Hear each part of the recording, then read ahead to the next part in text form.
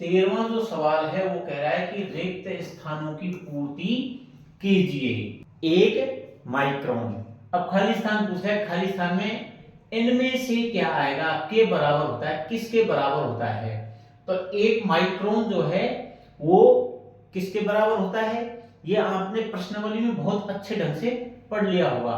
तो 1 माइक्रोन होता है 1 गुणा 10 की घात -6। 10 की घात -6 का मतलब क्या है, 1 बटे नीचे 1 पर 6 जीरो है, ठीक है, ये है 10 की घात 6 का मतलब। तो 1 का जो है इतना कम पार्ट है, तो क्या आ जाएगा 1 गुणा 10 की घात -6, ये 1 माइक्रोन के बराबर आता है। और दूसरा देखो, दूसरा सवाल पूछ रहा है 0.00035 का मानक रूप पूछा है। अब इनमें से मानक रूप क्या है, तो हम सबसे पहले इसको जब बदलेंगे तो ये क्या हो जाएगा 1 2 3 4 5 बटे में 5 जीरो लग जाएंगी, तो कैसे लिखेंगे इसको, इसको हम लिख देंगे ऊपर तो ये और नीचे 1 2 3 4 5, इस तरह से लिखेंगे। अब इसका मानक रूप परिवर्तित करवा रहा है, 3.5 की फॉर्म में है, तो 3.5 गुणा देखो,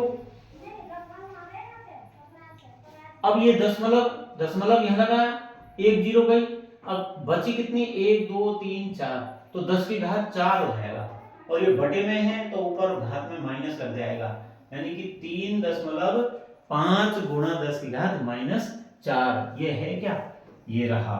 तो यहां पर क्या आ जाएगा 3.5 गुणा 10 की घात -4, ये आ जाएगा इसमें।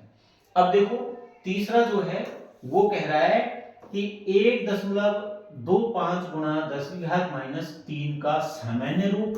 अब सामान्य रूप जस्ट इसका उल्टा हो जाएगा ना, तो सामान्य रूप में क्या करेंगे, सबसे पहले इसको बटे में ले जाएंगे, तो क्या हो जाएगा 1.25 बटे 3 जीरो लो, ठीक है, और इसकी ओर लगा देंगे, ये दशमलव हट जाएगी, दशमलव हटाएंगे क्या होगा, इसके बटे में इसके बाद में जो है 2 अंक हैं, तो 2 जीरो और बढ़ जाएंगे इस पर, 3 4 5।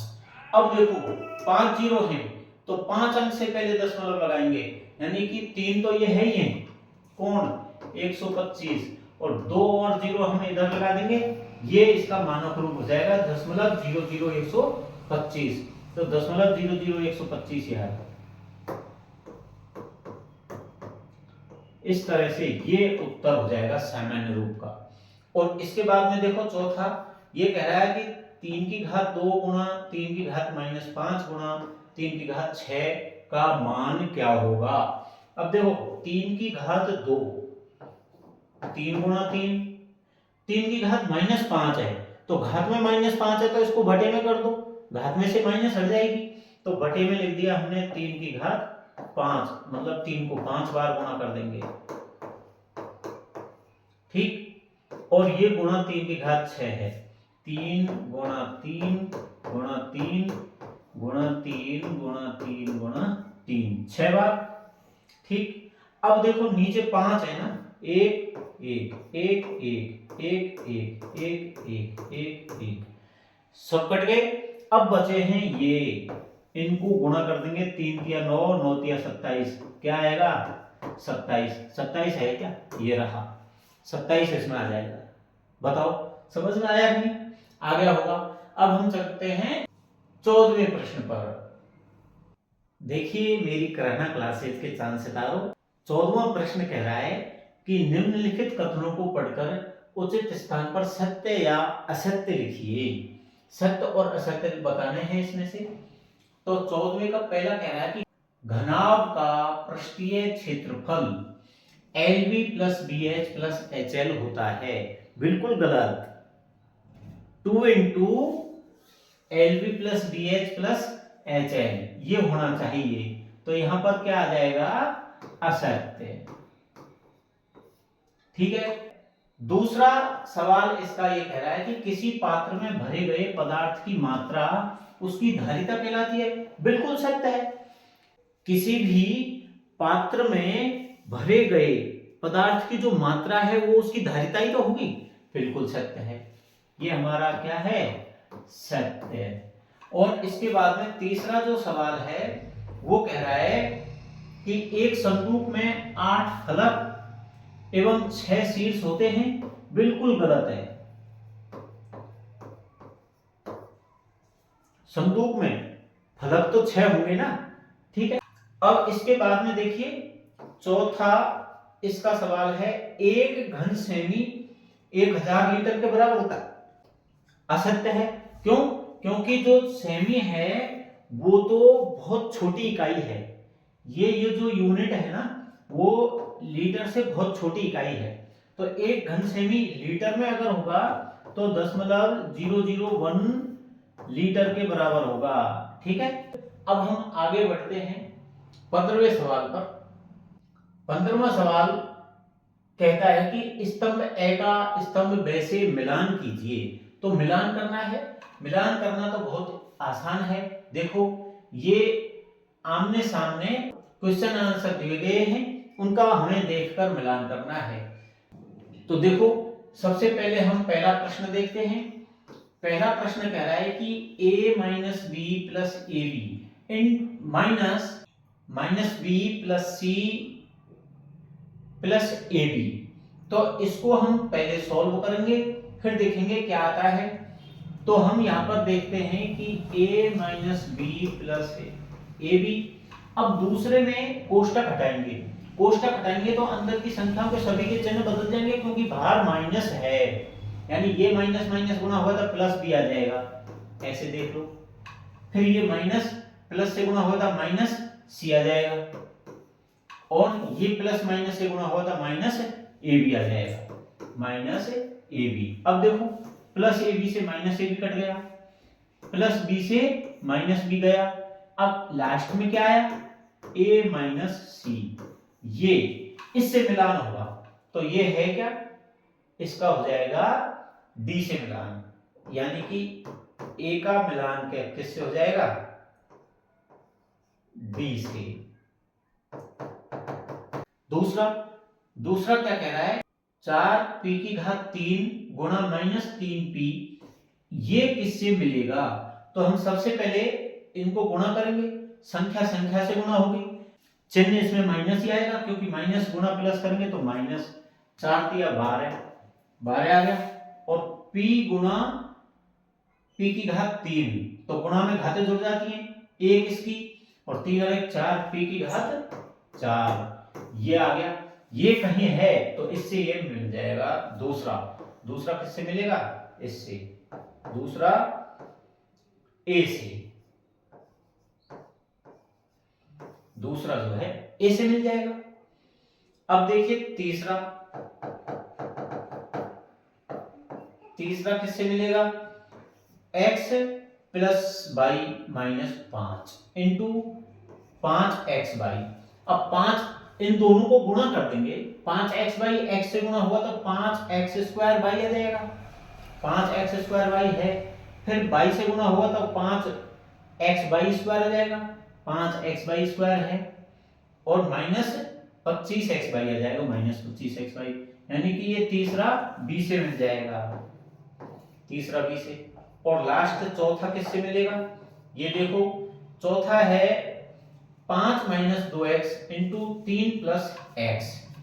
अब इनको आपस में, अब चौथा तो लास्ट में बचा उसी से मिलेगा, फिर भी मैं आपको हल करके बता देता हूं। हल करेंगे तो क्या आएगा? देखो इसको हल करेंगे हम। 5 को इस पूरे से गुणा कर लेते हैं 3 प्लस x से, और फिर माइनस 2x को गुणा कर लेते हैं 3 प्लस x से। अब 5 दिया 15 प्लस 5x माइनस 2 दिया 6x और माइनस 2x स्क्वायर। बताओ ये समझ में आया नहीं? इनको हमने हल किया है और हल करने पर इस तरह से ये आ गया। अब यहां एक जैसे कोण हैं, ये दोनों एक जैसे हैं, तो माइनस 6x में से प्लस के 5x ले तो -x बचेगा, ठीक है। तो लास्ट में जो है x² इसको आगे ले आएंगे और -x और +15 ये लास्ट में रह जाएगा। तो इस फॉर्म में है क्या कोई, ये रहा, ये चौथे से c मिल जाएगा। इस तरह से हम इनका मिलान करेंगे। अब बताओ कहीं कोई समझने में दिक्कत है? तो 16वें सवाल पर चलते हैं कि 16वां सवाल क्या कहता है। 16वां सवाल हमसे कह रहा है कि एक थैले में 4 लाल गेंद हैं, 2 पीली गेंद हैं और 3 सफेद गेंद हैं। थैले के अंदर से बिना देखे एक गेंद निकाली जाती है। निम्नलिखित की क्या प्रायिकता होगी? निकाली गई गेंद पीली हो।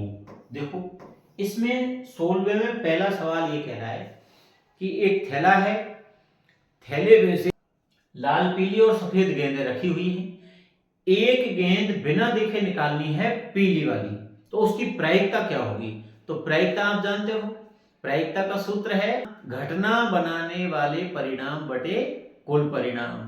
तो यहां पर हम देखेंगे कि पीली गेंद घटना बनाने वाले परिणाम कौन होंगे?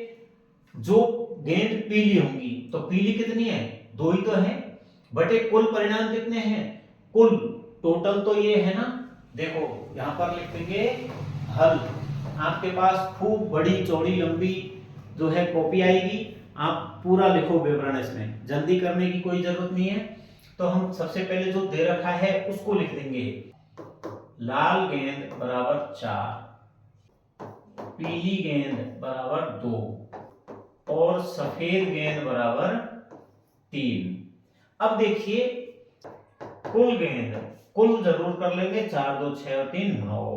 कुल कितनी है? 9। अब यहां पर देखो हमें प्रायिकता चाहिए, तो प्रायिकता जो है, हम प्रायिकता का सूत्र कहता है कि घटना बनाने वाले परिणाम बटे कुल परिणाम। इसको आप लिख दो। तो निकाली गई गेंद पीली हो तो घटना कौन बनाएगी? पीली गेंद। तो यहां पर देखेंगे प्रायिकता बराबर घटना बनाने वाले परिणाम बटे कुल परिणाम, ठीक है। ये प्रायिकता का सूत्र है। घटना बनाने वाले परिणाम कौन होंगे? पीली गेंद ही तो घटना बनाएगी, यानी कि ये घटना बनाएंगे, तो ये आ गया ऊपर। और कुल परिणाम, कुल परिणाम ये कुल, भाई उस थैले में 9 ही तो गेंद रखी है टोटल, उनमें से 2 गेंद ही तो आएंगी तभी तो घटना बनेगी। तो 2/9 और ये ही हमारा क्या है? उत्तर है, ठीक है। तो देखिए अब यहां पर एक चीज गौर कीजिए कि यहां पर पूछा है निकाली गई गेंद पीली हो, तो हम सीधा लिख सकते थे कि पीली गेंद की प्रायिकता बराबर घटना बनाने वाले परिणाम बटे कुल परिणाम 2/9। एक ही लाइन में उत्तर आ जाता, लेकिन नहीं, हमने पहले इसको लिखा, जो दे रखा है वो लिख दिया, फिर सूत्र लिखा, सूत्र के बाद में हमने इसको लिखा है सूत्र के हिसाब से संख्याओं को, तब जाके उत्तर आया है। तो इतना लिखना जरूरी है। आपके पास खूब बड़ी कॉपी आती है और उसको आप भर दोगे तो ये मान लो कि आपने जो है बहुत अच्छी तैयारी की है और अच्छा लिखा है कॉपी में, ठीक है। अब देखिए इसी का दूसरा प्रश्न क्या कहता है। दूसरा कह रहा है कि निकाली गई गेंद लाल नहीं हो, ठीक है। तो हमारे पास में लाल गेंद कितनी थी? 4, पीली गेंद कितनी? 2 और सफेद 3।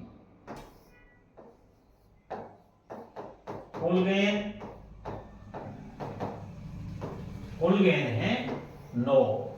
यहां पर गौर कीजिए, ये पूछा है कि लाल गेंद नहीं हो, इसका मतलब ये वाली घटना बनाएंगी कौन? पीली और सफेद वाली, यही तो घटना बनाएंगी। तो लाल नहीं हो, अब लाल गेंद की प्रायिकता क्या होगी? ये 4/9 और इसको हम 1 में से घटा देंगे। प्रायिकता जो है एक में से घटाएंगे तो क्या आएगा देखो, लाल गेंद नहीं होने की प्रायिकता, लाल गेंद नहीं होने की प्रायिकता बराबर क्या है, लाल नहीं है। तो सबसे पहले जो है हम इसको तरीका फर्स्ट से मैं समझा रहा हूं। कैसे कि जो लाल गेंद नहीं है वो घटना बनाएंगी, तो घटना बनाने वाले परिणाम कौन है, घटना बनाने वाले परिणाम 2 + 3 और कुल परिणाम 9। इसका मतलब है 2 और 3 5, 5/9। ये तो हमारा एक तरीके से उत्तर आ गया है। ठीक है, और अब दूसरा तरीका देखो, तरीका सेकंड क्या कहता है कि लाल गेंद नहीं होने की प्रायिकता पूछी है। तो लाल गेंद होने की प्रायिकता, लाल गेंद की प्रायिकता, घटना बनाने वाले परिणाम कितने हैं 4 और कुल परिणाम कितने हैं 9। ये तो लाल गेंद की प्रायिकता है। अब लाल गेंद नहीं होने की प्रायिकता, एक में से इसको घटा देंगे, लाल नहीं की प्रायिकता। ठीक है, लाल गेंद नहीं होने की प्रायिकता 1 - 4/9। तो देखो 9 एकम 9 -4, शॉर्ट में कैसे करते हैं, 9 एकम 9 -4, 5 बचे तो 5/9। लेकिन हम इसको डिटेल में लिख देंगे।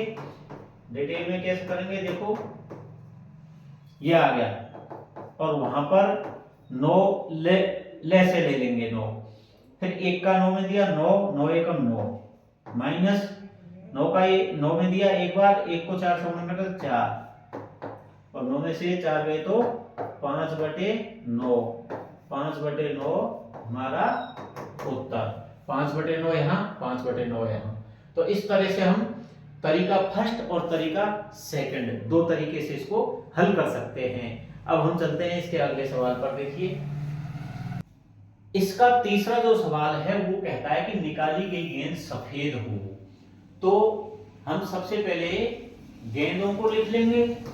अब इसने पूछा है सफेद, तो सफेद होने की प्रायिकता, सफेद की प्रायिकता, घटना बनाने वाले परिणाम बटे कुल परिणाम, कुल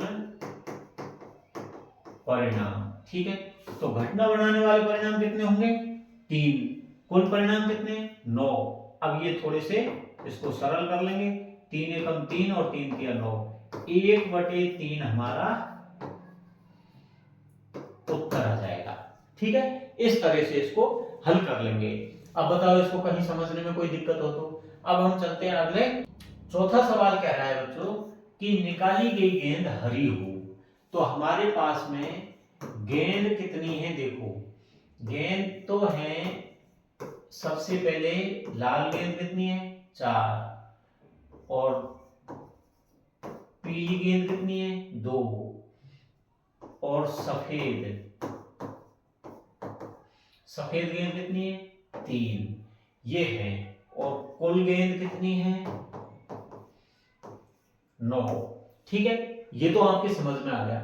इसने कहा है कि हरी गेंद, अब हरी गेंद तो कई बच्चे चक्कर में पड़ जाएंगे कि हरी गेंद तो है ही नहीं, अरे राम अब क्या करें, हरी गेंद तो या नेपुते ने दही नहीं प्रेसने में।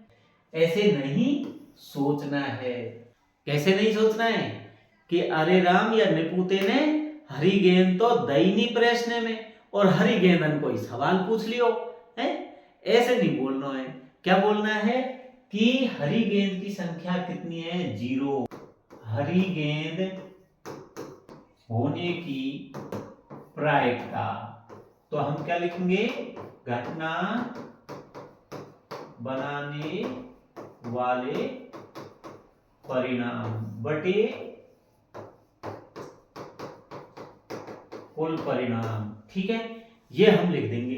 अब घटना बनाने वाले परिणाम देखो कितने हैं, कुछ भी नहीं है, हरी गेंद दी नहीं, तो हरी गेंद नहीं दी तो क्या करेंगे, घटना बनाने वाले परिणाम 0 लिख देंगे। यहां पर हम लिख सकते हैं कि हरी गेंद बराबर कितनी, 0। तो घटना बनाने वाले परिणाम भी 0 हो जाएंगे, 0 और कुल परिणाम कितने, 9। क्या आ जाएगा, 0 ही तो उत्तर आ जाएगा। इस तरह से हम इसको कर लेंगे। अब देखिए अगला जो 7वां सवाल कह रहा है कि संख्या 31.36 का भाग विधि से, इसका भाग विधि से वर्गमूल ज्ञात करना है। तो बच्चों भाग विधि और गुणनखंड विधि दो विधियों से वर्गमूल ज्ञात करते हैं। तो यहां पर भाग विधि से इसका हल ज्ञात करेंगे। कैसे करेंगे, देखो भाग विधि से हम सबसे पहले इस संख्या को ऐसे लिखेंगे, ये लिख ली, और इस पर टोपी पहरा देंगे, छत डाल देंगे, ये डाल दी छत। अब देखिए यहां पर हम जोड़े बनाते हैं भाग विधि में, पीछे से दो दो के, ये जोड़े बन गए और ये जोड़े बन गए। ठीक है, इस तरह से हम इसके जोड़े बना लेंगे। अब देखो जोड़े में यहां ऐसी संख्या का भाग देंगे जिसका भाग दे रहे हैं उसको उसी से गुणा करने पर या तो इसके बराबर आए या कम आए। 6 गुणा 36 ज्यादा जाएंगे, 5 का दे देते हैं, 5 का भाग दे रहे हैं तो 5 यहां रखेंगे, 5 25, इसकी बाकी करेंगे तो ये 6 बच गए, 31 में से 25 गए तो 6। अब देखिए यहां पर 5 का भाग दिया है तो 5 ही इसमें हम जोड़ेंगे। ठीक है, तो ये आ गया 10, यानी कि ये 3 जगह लिखना पड़ता है, जिसका हम भाग दे रहे हैं ना वो यहां लिख दिया, यहां लिख दिया, यहां लिख दिया। यहां तो ये जुड़ेगा, इसमें ये उत्तर आता जा रहा है। दशमलव उतारेंगे तो दशमलव को हम यहां पर रख देंगे। अब जोड़ा उतार लेंगे, उतार लिया। अब देखो यहां ऐसा अंक रखेंगे जिसको रखने से जो संख्या बनेगी उस संख्या को उसी अंक से गुणा करने पर यह प्राप्त हो जाए। तो यहां पर हम देख रहे हैं कि 636 है, तो यहां पर 6 रखते हैं तो 106 हो जाएगा, और 106 को 6 से गुणा करेंगे तो 636 आ जाएगा। ठीक है, तो 6 रख दिया, तो 6 यहां रखा है तो यहां भी रखेंगे, और यहां रखेंगे तो इसको 6 से गुणा कर देंगे तो 6 गुणा 36 और 100 600, तो 636 जो है हमारा मिल जाएगा। और नीचे भी रखेंगे, इसको घटाएंगे, ये तो आगे हो जाएंगे 112, और यहाँ पर कुछ नहीं बचा, कुछ नहीं बचा, कुछ नहीं बचा, घटा दिया। और अब आया क्या है, ये आया। अब हम नीचे क्या लिख देंगे, नीचे लिख देंगे अतः वर्गमूल बराबर 5.6, और यहां लिख देंगे उत्तर या आंसर। इस तरह से हम इसको करेंगे। अब देखिए 4 नंबर का कितना सीधा सवाल था ये, है तो इसी तरह से आपको परीक्षा में आएंगे, घबराने की जरूरत नहीं है। अब हम चलते हैं 18वें सवाल पर। 18वां सवाल कह रहा है कि 12,000 का 2 वर्ष के लिए 10% वार्षिक दर से चक्रवृद्धि ब्याज और साधारण ब्याज में अंतर ज्ञात करना है। तो बच्चों इसमें चक्रवृद्धि ब्याज और साधारण ब्याज दोनों निकालने हैं, फिर उसका अंतर हम निकाल लेंगे। तो देखिए सबसे पहले हम इसको हल करेंगे तो क्या लिखेंगे, इसमें चक्रवृद्धि ब्याज और साधारण ब्याज निकालना है ना, तो हम चक्रवृद्धि ब्याज के लिए हमारे पास में एक सूत्र है मिश्र धन का। मिश्र धन A बराबर मूलधन P इंटू 1 प्लस R दर बटे 100 की घात n, मतलब समय। ठीक है, ये हमें दे रखे हैं, ये हमारे पास में सूत्र है, तो इसमें संख्या जमा देंगे। देखो यहां पर मूलधन कितना है, ये P जो है ये दे रखा है 12,000, और समय, पहले दर लिख लें, दर कितनी है 10%, और समय t या n ये कितना है 2 वर्ष। ये तो दिए हुए हैं, ये प्रश्न में दिए हुए हैं, इनको यहां पर जमा लेंगे तो ए आ जाएगा। ठीक है, यहां मैं लिख देता हूं मूलधन कितना है 12,000 गुणा 1 प्लस दर कितनी है 10/100 की घात n कितना है ये रहा 2 वर्ष, ये लिख दिया। अब हम इसको हल करते हैं कि 12,000 गुणा 100 एकम 100 प्लस 10 110/100, ये घात 2 है ना तो इसको 2 बार लिख देंगे 110/100। अब देखो गुणा में 1 0 1 0 2 0 हो गई, 2 0 ये कट गई और 2 0 से ये 2 0 गई, इतना किया। अब 11 11 121, इसको मैं इधर बना रहा हूं 121 गुणा ये 120 बच गया 120। अब 0 की 0 ही, 12 एकम 12 का 2 हासिल 1, 12 दूना 24 और 1 हासिल के 25, हासिल 2, 12 एकम 12 और 2 14, ये आया है 14,520 रुपए। ये क्या आया है, ये आया हमारे पास में मिश्र धन। मिश्र धन कितना आया 14,520। तो चक्रवृद्धि ब्याज बराबर, भाई चक्रवृद्धि ब्याज क्या है, मिश्र धन में से मूलधन घटा देंगे ना, मिश्र धन माइनस मूलधन। ठीक है, 14,520 माइनस 12,000 तो आया क्या 2,520, ये रुपए बच गए और यही क्या है चक्रवृद्धि ब्याज। अब हम साधारण ब्याज ज्ञात करते हैं। साधारण ब्याज का सूत्र है मूलधन गुना समय गुना दर। ठीक है, तो मूलधन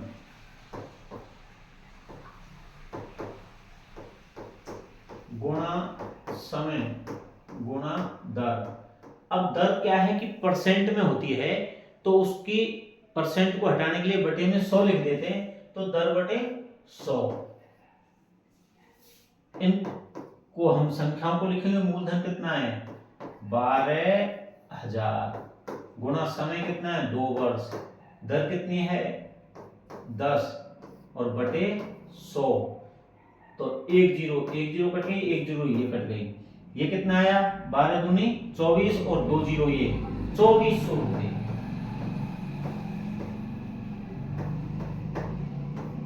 ये आया है साधारण ब्याज।